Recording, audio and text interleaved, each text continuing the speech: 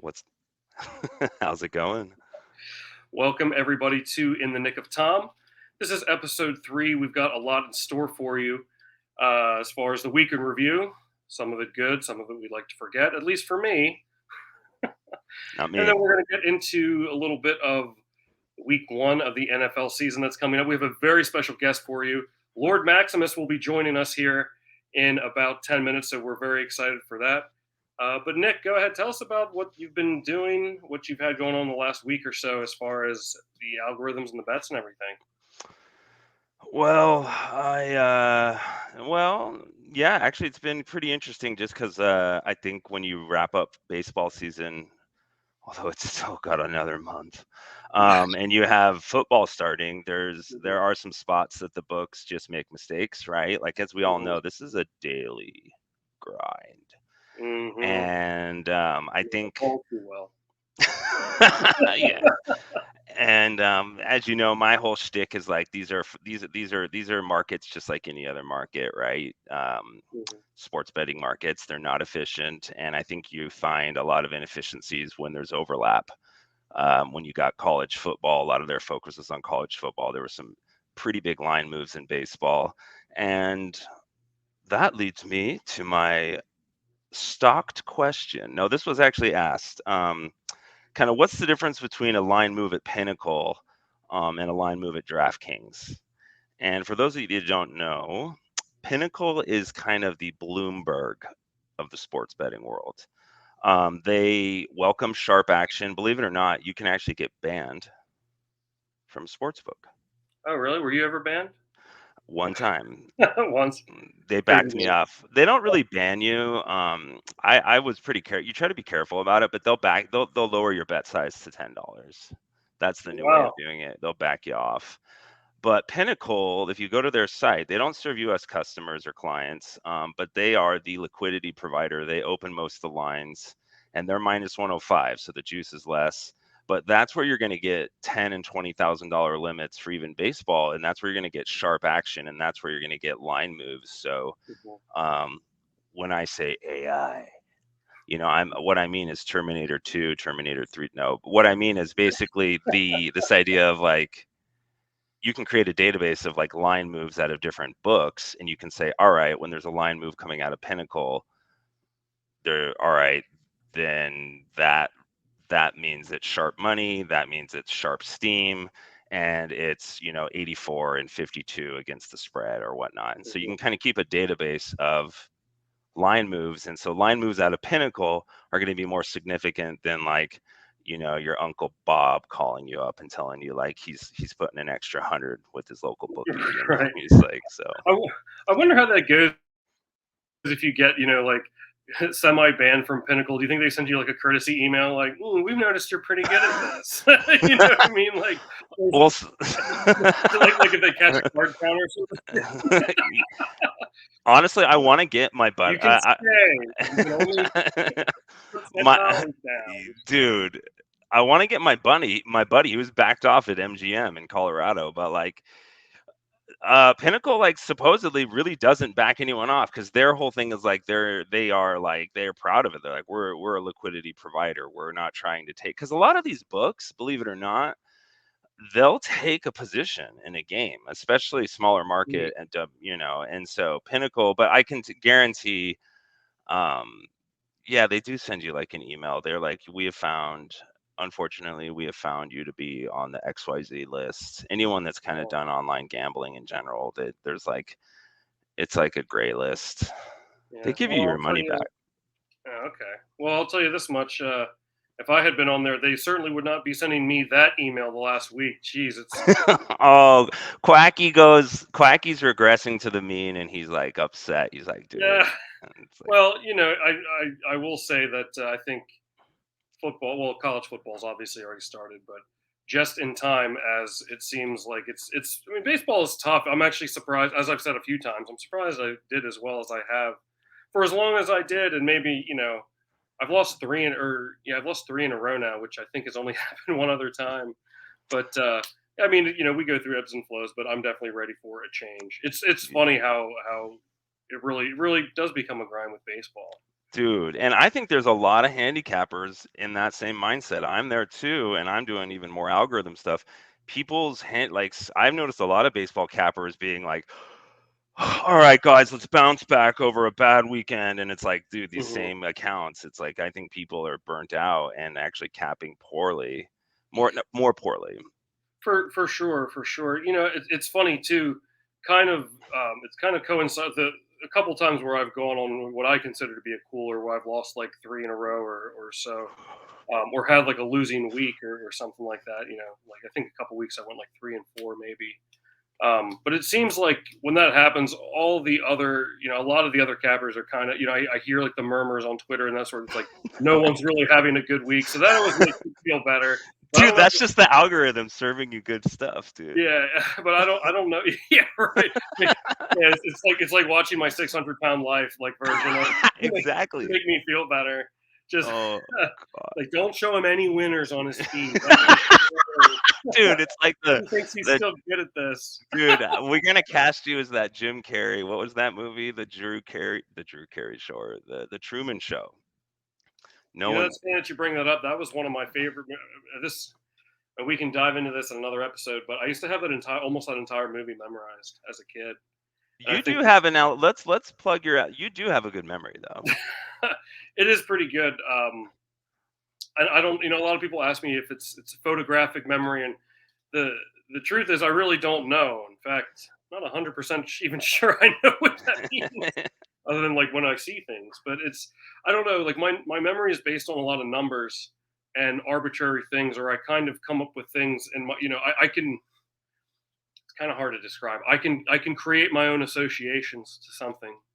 Instead of remembering, an entire like giant concept, I can compact all the parts of that concept and just associate it with Nick, with something I'm familiar with. So in order to remember all of those things, all I need to do is think of you, You can book. for You kind example. of like bookmark things. Yeah, in a way, it's compartment, and a lot of it is based on numbers too. Like to me, numbers have movement, and this it's kind of hard to describe. Like certain numbers like move in different directions, and I don't know how else to explain it any better. But for me, somehow I can make associations with that, and a lot of it too comes from like the TV channel numbers. Like when I was growing up, like okay, like if I need to remember, I don't know, the number 40 for just as a trivial example, is like I won't think 40. I'll be like, okay, three more than MTV, or or uh, 12 more than ESPN or something like that. And it just kind of Interesting. is. So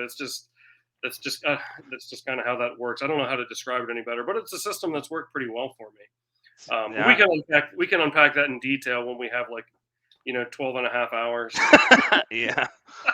I to do I so. I I think you're right on there, and kind of what one thing I wanted to say though, when you think, and then we'll bring on thy Lord. Do Yeah. you think in general though, handicappers do better when their backs against the wall? Because I've noticed it too. People will go on a 3 or like I won't actually start tailing. Part of one of the AIs I wrote is I won't actually start tailing a sharp account until it's lost 2 days in a row, because I know they have cleaned out their leans. They are like back against the wall. I gotta eat. That's really interesting point that you bring up here, because I was actually thinking about doing a video because I keep a log. I've got like I use Microsoft Excel spreadsheets like they did back in the horse and buggy How do you days. spell that? That's X.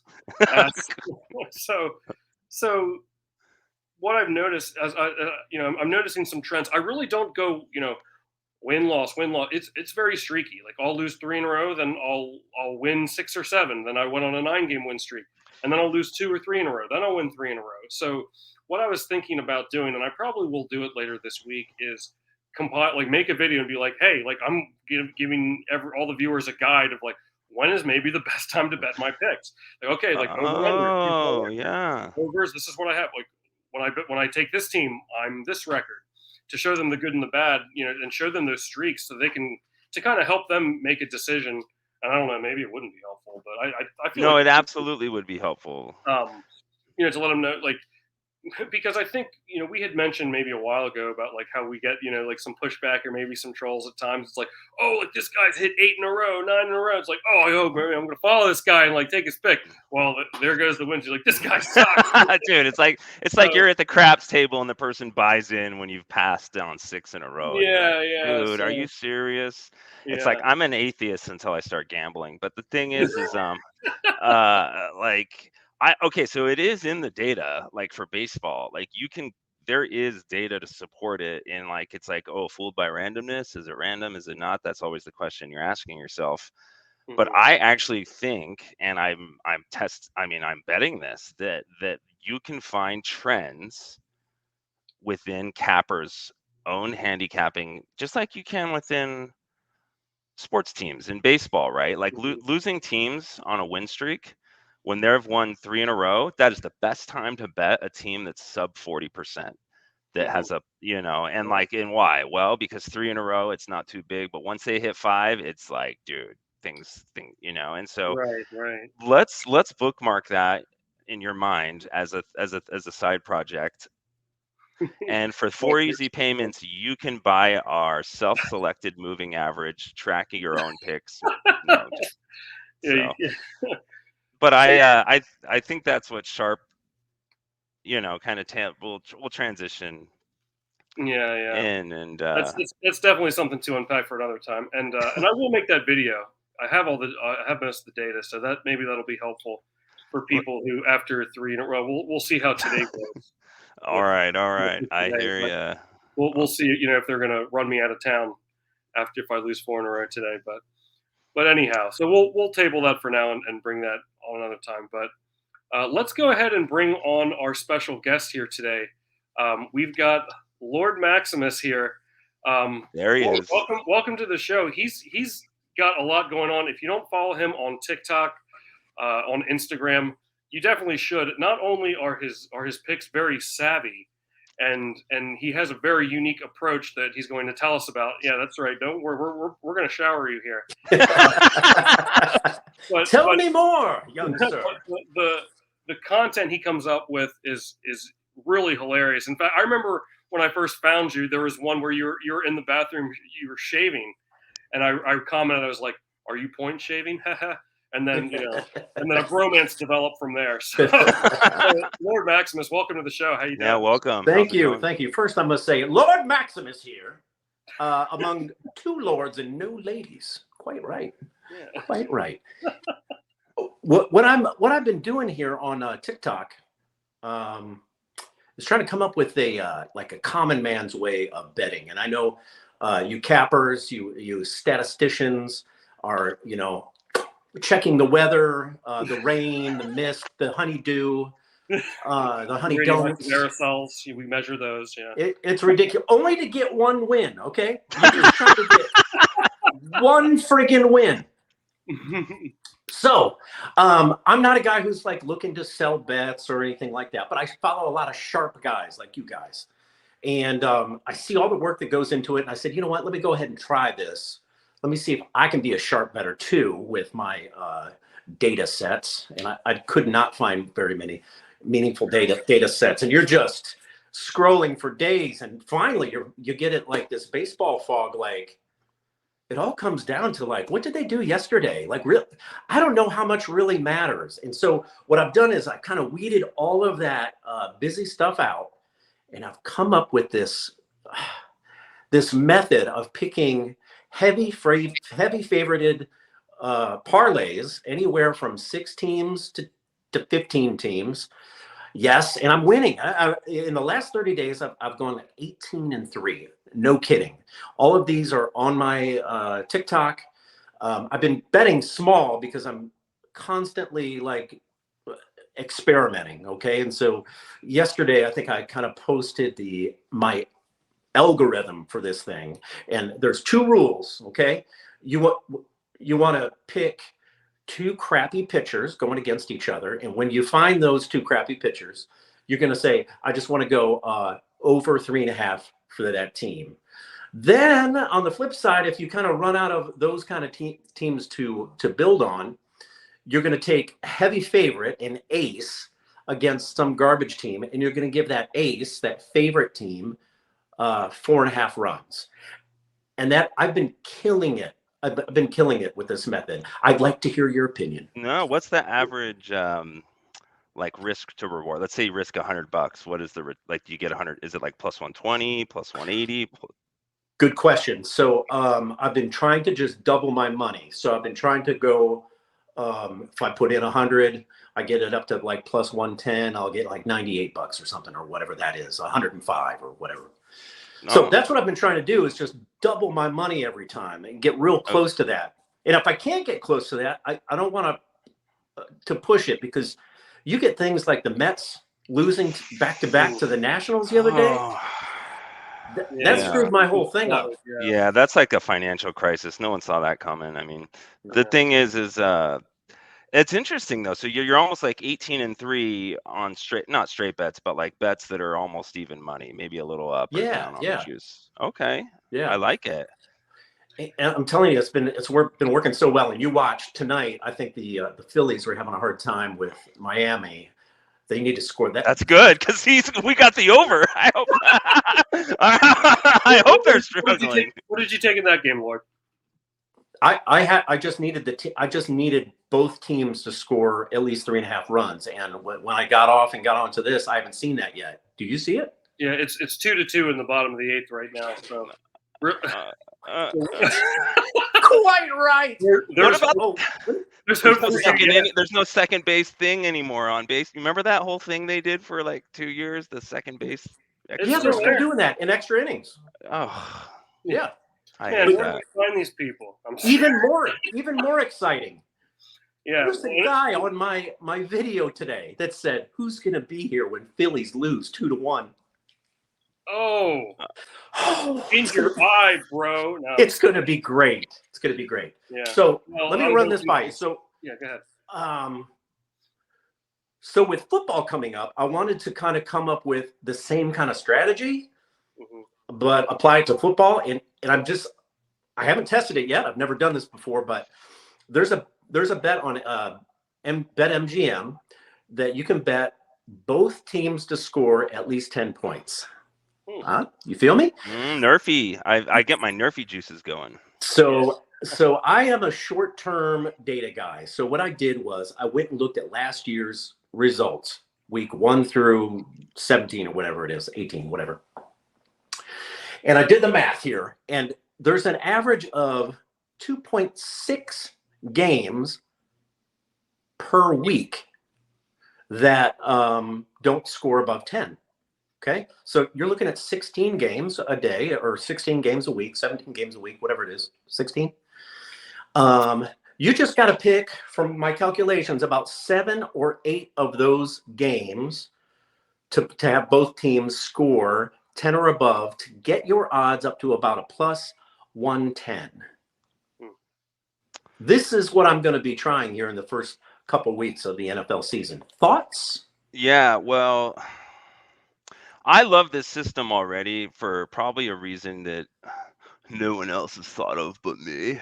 I'm gonna tell you, I'm like, no, well, it forces you, because I do think we do get more there's a lot of new people in the space that we got to be, and we're trying to have education stuff, but I do think a lot of people get in the space and I'm guilty of this too. I'll be like, I got to take this game. I got to take this game. I got to this game. And next thing you know, you got 9, 10 different bets, different bet sizes. You got a live action parlay. And then you're like, oh, I predicted pretty well, but I'm down.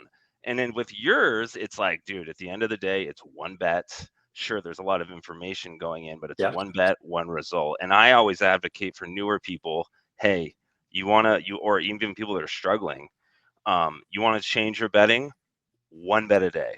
Go to an AA meeting and talk about how it's one day at a time, but every time you look people in the eye, you're really talking about gambling, and it's one bet a day. Seriously. And people can't do it. And then, so then I couldn't do it. So I changed my whole branding and I said, all right, 2 bets a day. But seriously, 2 bets a day, really, if you can do it one. And that's what I noticed about your system just now. It's like, oh, this is 1 bet a day. There's a, well, let me tell you, and it really it scratches that itch to Because when you're doing like so many heavy favorites, like I'll have 7, 8 favorites going tonight. I know they're all doing well. The great thing is you have such low expectations for each of those games. It's fun to go watch every single game. I'm flipping on my phone all night, and I'm like, man, as soon as they hit that 3.5 run threshold, I'm on to the next game and rooting that game on. It's nice. It feels like you're betting 5, 6, 7, 8 times, but at the end of the day, you're still getting a payout of plus 110 or 120. One thing that you do too, Lord, that I really like, where we live in a technological world where everyone wants that sexy pick. Oh, look, I hit this parlay that was plus 4,000 or 40 to 1 or whatever the case might be. Where some people might not find that what you're doing as to be like a sexy pick. It is working. And it's what that's what I think is like. I commend you for your discipline. First, I appreciate it. I'm coining the phrase now. It is called a sharp parlay. A sharp parlay. I love that. Yeah, it's a sharp parlay. Yeah, and really, no. I was gonna say it's really smart. It doesn't necessarily give you the instant gratification that so many are looking for. Where everyone wants that, like just that big take. But I mean, I love what you're doing, and I think for a while, and you might still be, where you've been rolling over the winnings into the next one. It's funny. As soon as I start rolling them over, I think the betting gods are like, hey, this guy's about to make a $400 bet. Let's throw the Mets and Nationals at him. Yeah, exactly. Oh, yeah. That's what happens. Yeah. MGM emails you and says, no, we're backing this guy off. Yeah. Well, it does, it's interesting because I am going to run a few numbers on this. I'm wondering if there's actually some fundamental there might be some just mispricings here, because I'll tell you right now, we're still in the second inning. A lot of these sports books are not integrated. Like it's like MGM in West Virginia, let's hypothetically, if it's legal there, has like a different algorithm and a different risk crew than MGM in Vegas. You know what I mean? Like, for sure. And so like the markets aren't efficient. And I'm wondering if you're actually able to hop on MGM. Dude, let me put it this way. MGM was hanging some alt run lines last year that were like bad, like an extra 60, 70 cents. Like my buddy, I hadn't talked to him in 10 years. We had a falling out, and he's like, we healed that right up. He's like, dude, you gotta get in on this, bro. And I was like, oh, okay, but yeah, I really like the sharp parlay because we were talking about this last week, and this probably too, on social media right now. There's so much of this, like, did you hear about the guy that bet the 4-legged NASCAR parlay? He turned 15. I did too. He turned $15 into $1 million, and it's like, and of course they're like, it's verified real. It's verified real. It's like, is it real? But I think this idea of these, like, there's this whole social media tale. I think, dude, like someone just put $1,000 on Utah State to win the whole national championship because of a popular TikTok. That's why. Oh, really? Oh, yeah. Exactly. I'll find it and send it to you. But yeah. Wow. And I think that guy I think he had we called it the Bengals effect. And then you had the guy that did it on the Blues when he was drunk at his, buddy's party in Vegas. He put $400.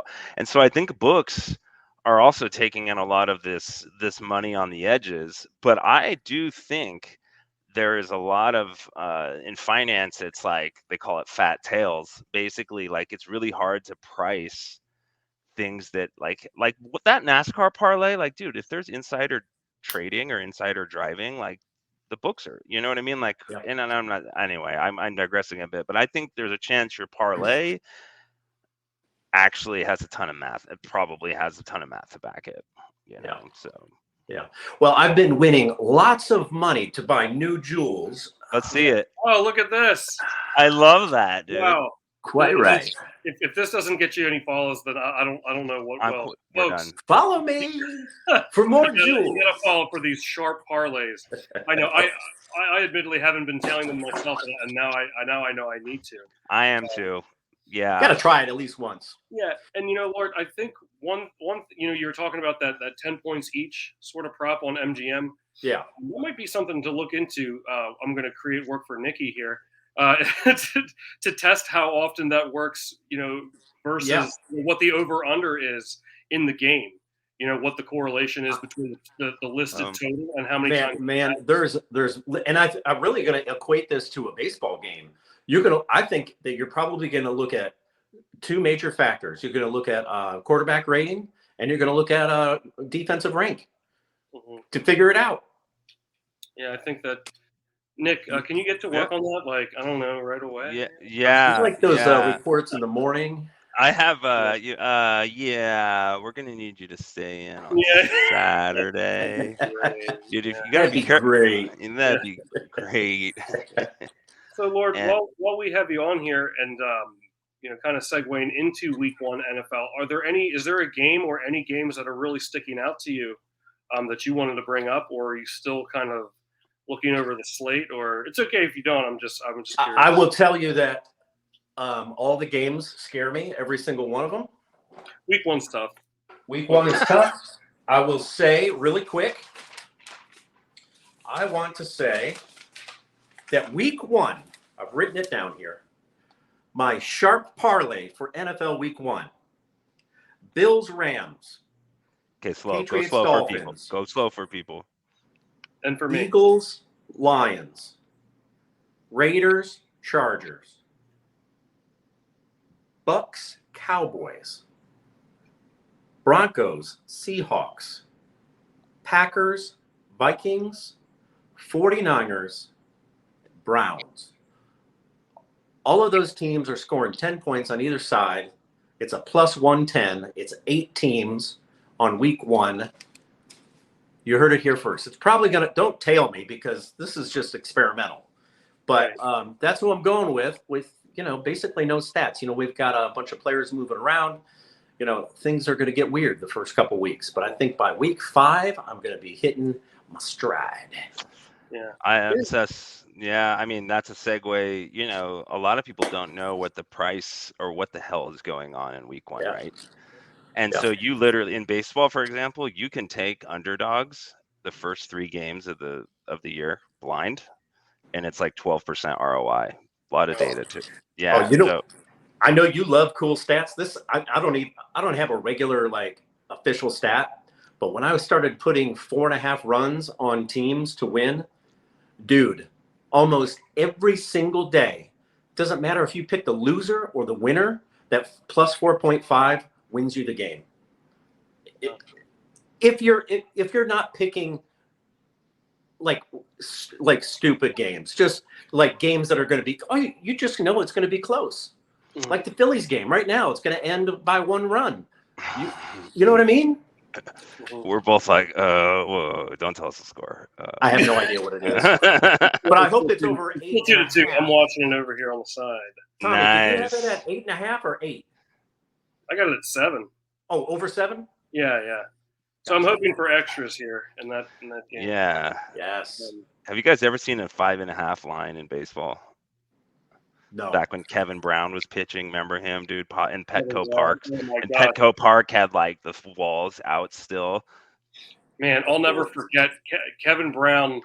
Geez, that when he was on the Marlins in 1997 when they won the World Series. Oh man, what a great series that was against Cleveland. They won in 7 games. Craig Counsell scored the winning run. He's the manager of the Brewers now. And he was also on the base paths in 2001 when the Diamondbacks won it. Craig Counsell holds a unique place in history with that stuff. I can't remember what I had for dinner tonight, Tom. But I remember, they brought Charles Nagy out of the bullpen, who's great for Cleveland for so many years. And with the bases loaded, oh my God, it went right off his glove into the outfield, and that was because Jose Mesa blew that save in Game 7. In fact, Omar Vizquel, I think it was, wrote this whole book. Sorry, I know I'm going off on a tangent. No, go for it. Don't Jose Mesa go more. Mesa blew it because they were up. I believe they're up by 1. I think it was 3-2, but I know they're up by 1. And then the Marlins tied it in the bottom of the 9th. That was such a great series too, because Cleveland, in my opinion, was maybe the superior team, but because I was back in the day, in the horse and buggy days. I love the Atlanta Braves because I had just started watching baseball and all the games were on TBS. So I was like, that's cool. Yes. David Justice and Greg Maddox and all those and guys. they lost in the NLCS that year to the Marlins in 6 games. And I remember I was just like, how does this happen to the Marlins? The Marlins were the first wild card team, I believe, to ever win the World Series in that year in '97. And then they won it again in 2003. They beat the Yankees in 6 games. So that was the Steve Bartman year, 03. That was the Steve Bartman year. Oh, the guy that got involved in the Gosh, I'm well, that's sorry, I don't mean to go off on a tangent, but that's No. for another day because man, I could tell you so much about that 2003 season too. Good Lord. Mark Pryor was on the Cubs. He was unstoppable. They had Kerry Wood, and then it all just fell apart in that 8th inning. But anyway, is that the year he got 20 strikeouts? Or no, that was... I'm not sure if it was that year. It might have been before. I mean, he was still top notch though. I really liked him. Kerry Wood was great. He hit a home run in Game 7 of the NLCS too, I remember. As a pitcher, he hit a home run. When the pitchers had to bat. Yeah. When the pitchers had to bat. I didn't even go on a tangent there. No, well, I like those tangents because one thing I found I like about you, Quacky, is that you get me in these zones sometimes. You're like, dude, you ever think about the could've and the should've? And I'm like, in my own life, he's like, no, in sports. I was like, oh, and it's like, like for, the Utah, and again, well, this will be a teaser maybe for next week, but like the Utah Jazz, they were just as good as the Bulls almost, and I'm switching to basketball. And all these other teams, would have been dynasties. Yeah, and coming from a lifelong Orlando Magic fan, if you guys followed oh man, the Magic were dirty when they had Shaq, Penny, Dennis Scott, Horace Grant, Nick Anderson. I mean, they had the best starting 5 in the league, in my opinion, and I think the stats back that up at least one year. But they all ran into the Bulls. The Pacers were another team. The Knicks were another team. The Bulls ruined. Yeah. That was. Yeah.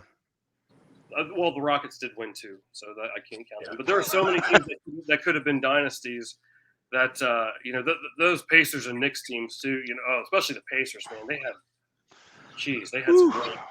Even that. I just remember that game that Reggie Miller came back with. He scored 9 points in 8 seconds. Remember that game? Yes. Yeah. Every time I see him, I think of that game. Yeah, and he's just game 1 of the '95 playoffs in the second round. I remember in New York. Unreal. Is that real? Is that really the game it was in? I'm Googling all this stuff. 1995, because they won. I'm almost positive because they won that series and then the Pacers ended up playing the Magic in the finals, and the Magic beat them in 7 games, and that was when. Oh, geez, I'm going to get PTSD here. But the Magic went into the finals and got swept by the Rockets because I remember Nick Anderson missed 4 straight free throws. And Nick Anderson's one of my favorite players of all time. He could shoot a 3 and he could shoot free throws. I'll never forget. But I just remember Shaq. Because when he got fouled and they were already up by, I think it was 3, and the crowd was cheering, and Shaq went, "Don't get too excited yet."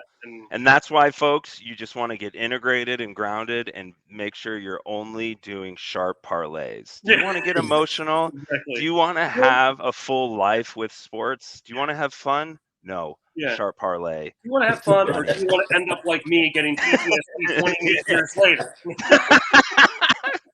I'll take the PTSD over the Orlando Magic, dude. I love the sharp parlay, Lord. I think it's something I'm gonna tell probably. I don't know. I'll probably tell it. I'm gonna check it out, and I appreciate you as we kind of wrap up. Yeah, coming on. Yeah, I appreciate you having me. Please have me back again because there's so much I want to talk about. Yeah, you're gonna be definitely coming back. And is there anything else? Do you have a Twitter or anything, or is it just mainly on TikTok? I think my Twitter is like Garth Betts. I really don't use it a whole lot, other than like notifications from sports teams, like last minute stuff. Oh, there's a scratch in the lineup. I don't really tweet out a whole lot, but Instagram, TikTok. Lord Maximus, and he gets big TikTok followers also to comment on his stuff now because he drew him in. Yeah, I don't know. Check it out. Yeah, that's a thing that happened today. Book it with Trent. How you doing, buddy? Yeah. Best. He didn't follow me though, bastard. Nah, people are. You know how people are with their followers. Oh yeah, like, yeah, dude. Dude, it's hard. Yeah, and that's another thing, y'all. If you liked what you saw, we actually have a program that auto subscribes you to the YouTube channel, so you don't know. So hit the subscribe button, and yeah, we'll see you guys next week. Thanks for coming on. Appreciate you guys so much. We'll see everyone next week on In the Nick of Time. All right.